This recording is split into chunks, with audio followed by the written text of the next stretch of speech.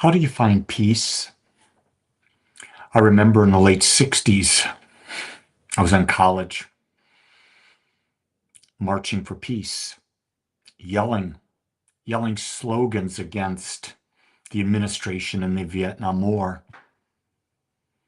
I didn't understand at that time that you cannot experience peace in the world until you've made peace with the voice in your own head.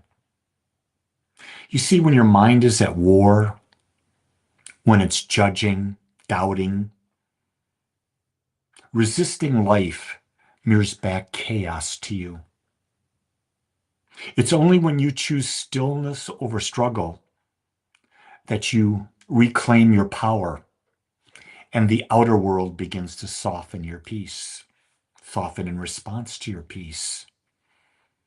You see, the world will never be the way you want it because your consciousness is not the only consciousness that's affecting the world. It's the accumulated consciousness, not only of humans, but of everything.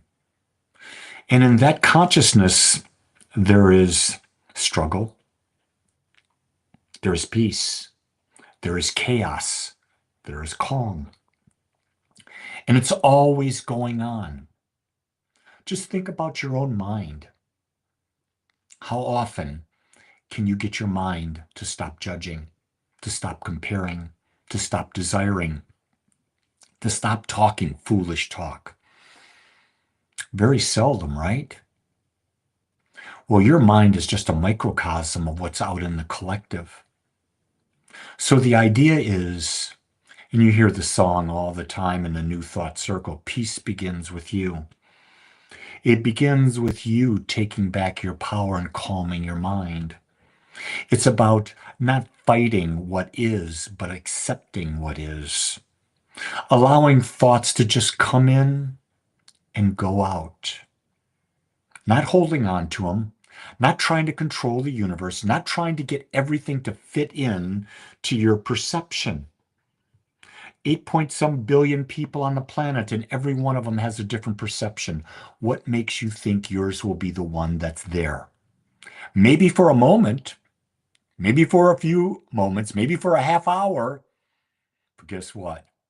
That's about it. And then things change. And then your chaos comes in and you're saying, where was that peace? I had peace when I was meditating a moment ago. I lost it. Dang it. I lost it again. Peace is something we eternally seek. And we eternally seek to find love. Well, love is what? The acceptance and awareness of our wholeness, the acceptance and awareness of the wholeness of others, the acceptance and awareness of the wholeness of life.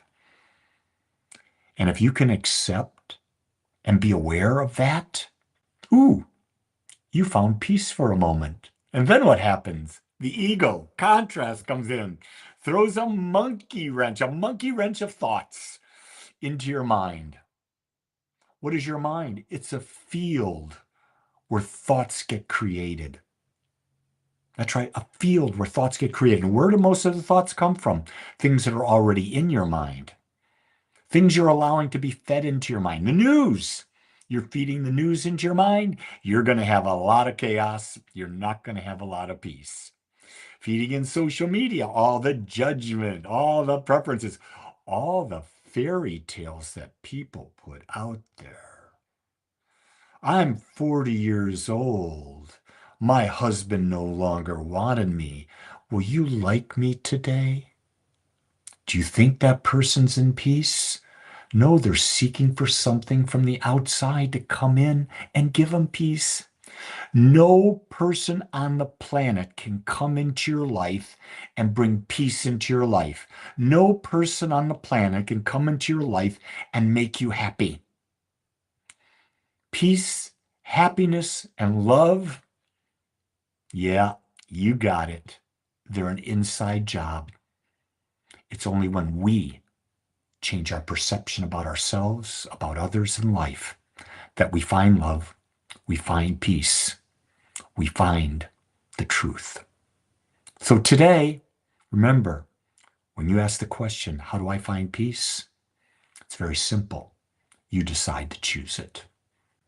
Choose wisely today and have a very peaceful day. Much love and aloha.